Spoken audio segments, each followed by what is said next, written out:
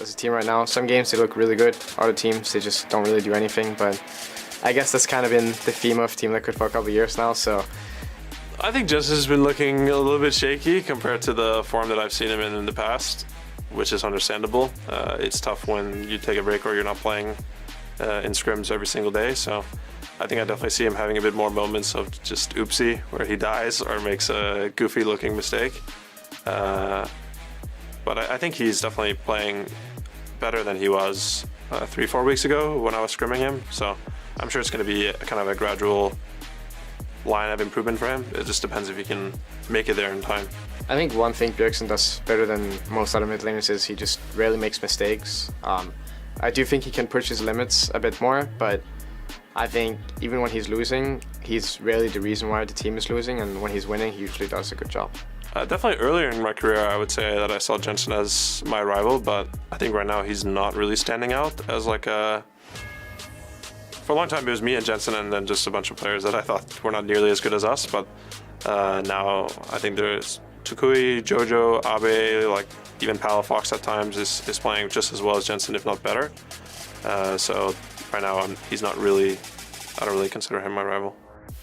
He goes through the roof. So much playmaking if you can get the Renata-Kalista combination. It's just such an aggressive combination early with the bailout. Kalista can afford to play really far up, and you always have that rend button to look for the execution at the right time. Make sure you survive. But she has to. If Kalista does not push those advantages early, does not get ahead and use that aggro, she is nothing but Kog'Maw food waiting to be digested. And Kog'Maw Lulu is even a 2-item power spike here. All you need is Lulu buffs plus your Rage Blade, and Kog'Maw's off to the races. Oh, yeah. Doesn't take as long to scale as it used to.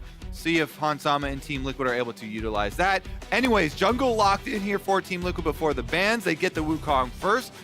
With Poppy already banned out, definitely the premier one here, and they can afford to level 2 more bans at Blaber. Blaber's an interesting jungler because, you know, Olaf and lots of other junglers come to mind that you don't necessarily have to ban against other junglers. I'm loving the signs here in the audience today. We've got a lot of quality art showing up on these cards. Yeah, we're packed today for the Cloud9 Team Liquid, a big matchup here. A lot on the line at the top of the standings there. Team Liquid 8-4. Cloud9 only 1 game behind them currently. Gnar, the blind pick though, will be banned away. Cloud9, obviously, in exchange for not getting Blaber an early jungle pick, you know, locking in the Gwen here, and with Gangplank and Gnar already banned out, all the super high priority ones up there have been taken away. Now you're just thinking about, oh, is he actually willing? You know, Whippo could go for Jax into it. He's got a lot in his pocket. He could even pull out an Olaf top lane still. Well, we've got the Xin and the Jarvan, exactly what you were talking about. 2 bans straight towards Blaber. Team Liquid trying to pinch that jungle pool a little bit more here. Cloud9, do they want to look at top yet again? Or do they want to try to throw one over towards the mid lane there? And it will be that Bjergsen trademark pick in the Zilean. They do not want to have to kill Kog'Maw twice, so they will ban that out. And Bjergsen did get his hands on it one time so far in summer. He played well, but they did end up losing the game because they had Hansama and Lucian as the only, you know, real threat for the team, and the rest of the composition kind of fell through. And there's that Olaf we were talking about. Now, we, I believe 12-13 is where the Olaf nerfs for top lane did come in with the extra mana nerf. Let me double check that it's 12-13 and not 12-14. No worries. While that happens, we'll see what Cloud9 want to lock in for themselves. We still need to see mid. We still need to see jungle. It was that jungle pool that's been hit pretty heavily throughout the 2 ban phases. We lost the Trundle early on. We lost the Poppy early on. Talia's out of the picture. Xin and Jarvan both taken out here in the 2nd phase. And Azir is locked in for Jensen. Okay. And Blaber picks up the Hecarim. Blaber bringing back a lot of his old favorites here. You know, bringing out the Olaf previously, bringing out the Hecarim this time around. Hecarim's started to make a comeback as far as the jungle pool. They don't need any more damage. They just need the engage. They need the speed. They need the engage from this champion. The Azir and Gwen have got you covered for sure with the late game damage. And of course, Kalista for the AD. So Olaf confirming it was 12-13. that lane Olaf got nerfs. The Undertow got nerfed in mana, as well as some of the health regeneration for the champion. So this is a Whippo special. He was actually practicing it. They are not going to find Hans Sama. They do get his flash, but it costs Ben's flash to do so. Ooh, look at this wraparound from Blaber. Hecarim can come past the tower and knock him forward. No flash. He's ready to go. The heal gets used. Berserker goes forward. Hans goes down. And C9 goes back for more. CoreJJ burns away. Look at that. 2 for 1. Blaber on the bottom side for Cloud9 gets a 2 for 1, but it's a solo bolo for Whippo in the top lane. Taking advantage of that. Not 1, but 2 kills down there on the bottom side of the map means that Cloud9 get a bigger advantage. Although, it's a bigger ego advantage here for Whippo. Oh, yeah. As we say, the Olaf, when you get level 6, you just run him down. You can use to get away from charms. This is trouble for Fudge. Bjergsen comes in, the charm lands. Fudge stays alive for a lot longer than I gave him credit for, but it ends up being a 1 for 1. Jensen swoops in and takes out Whippo. Blaber wants to catch up to Bjergsen. And the answer is there immediately from Cloud9. That's why Fudge staying around here under the tower, pops the W, trying to keep them interested as long as possible. Bjergsen intelligently does stay inside, finishes up that kill, but since Jensen's able to answer, it's onto the cost. So that item really going to disable some of the healing here too. Love what they are doing here for Team Liquid. They're leaving the top tower. Never mind. Never mind. I love what they're doing here in the mid lane. Santorin's setting it up so they're able to take out. Even though... And for Blaber as well. It is Mythic. Yeah, for both sides. Yeah.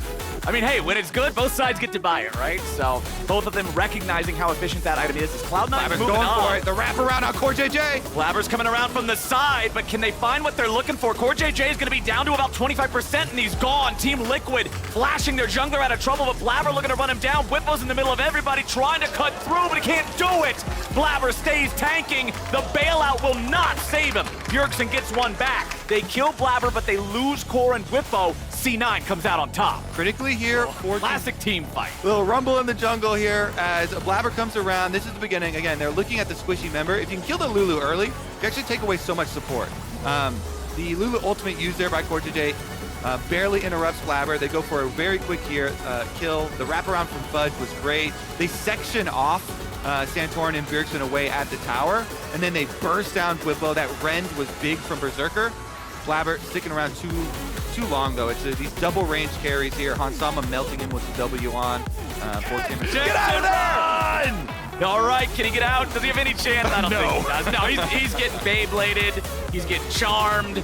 Oh, they're just toying with him now. Santorin's taking the kill credit. Jensen drops for the second time. TL pick up the kill. I just imagine Hans is so deadly. Blaber has to be so careful about getting in range of him.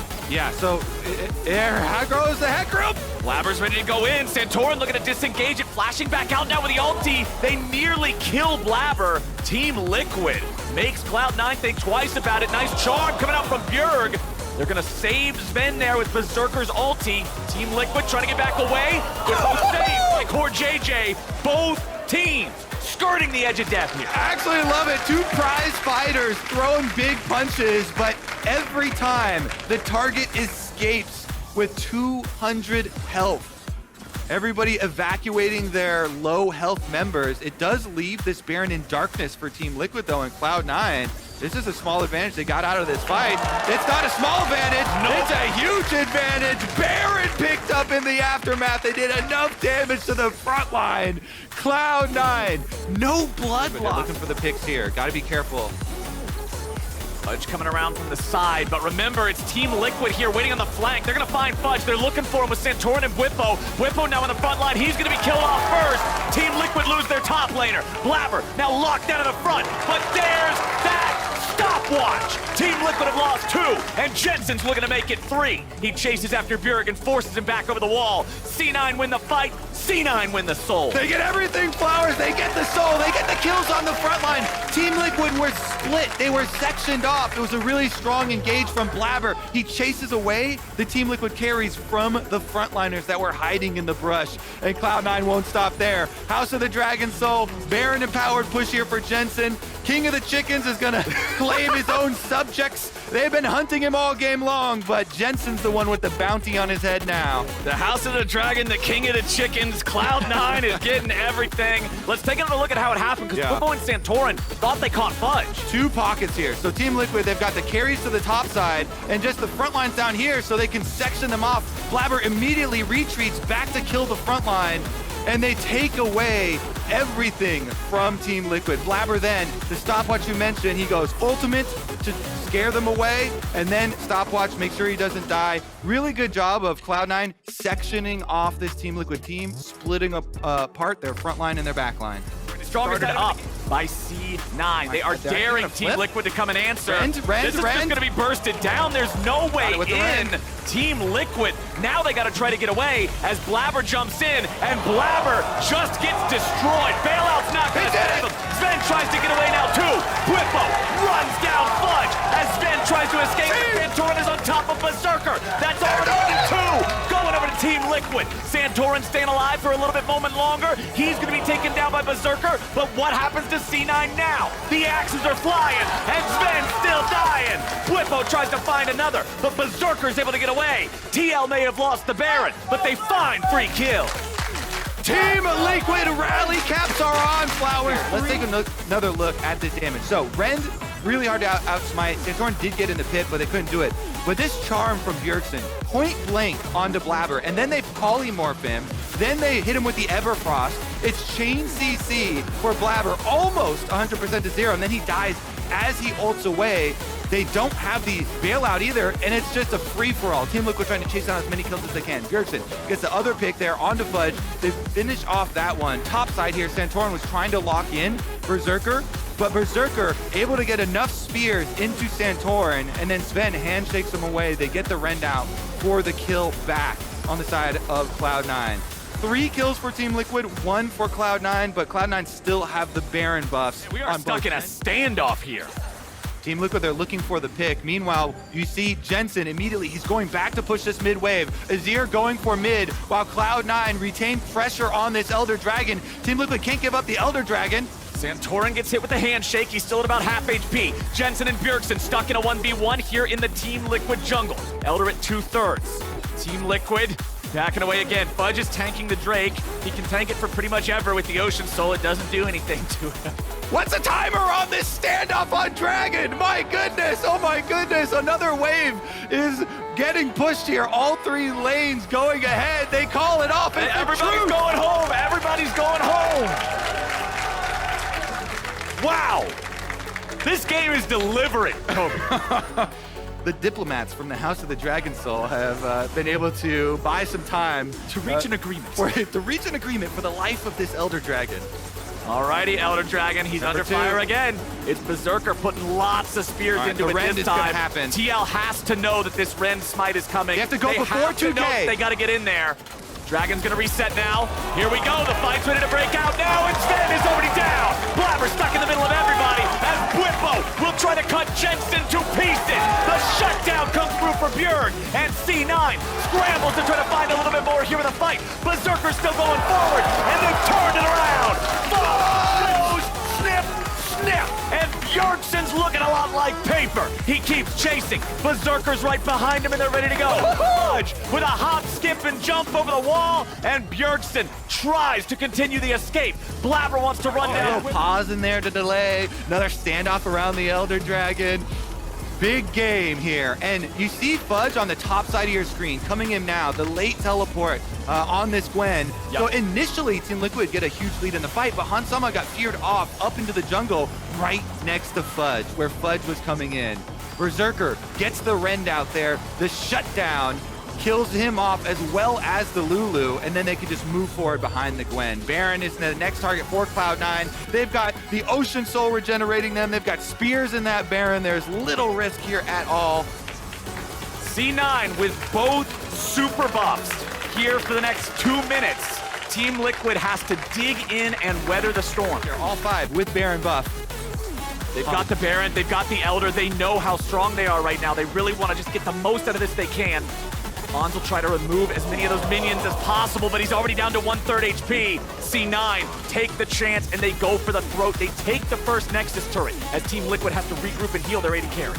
37 seconds left on this Elder Dragon buff. That is the big game-changing buff right now they're using to brute force this. It's going to fall off in one more minion wave. So they have this minion wave. This is the one to protect. This is the one to end the game on. All right, do they go for it? Hans firing off those auto attacks. It's putting a lot of pain in people. Blaber's looking for the angle, seeing if he can go in. They're going to take down the tower, and now it's a fair fight. Santorin's jumping into the middle of everybody, but Blaber's going to grab the kill onto Whippo now as Bjergsen is golden in the middle of everybody. C9 just blast him. Double kill back over to Berserker. The Elder Dragon roars, and C9 defeat Team Liquid. What a game! What a game! 38 minutes. We go. Cloud9 versus Team Liquid, part 2. This one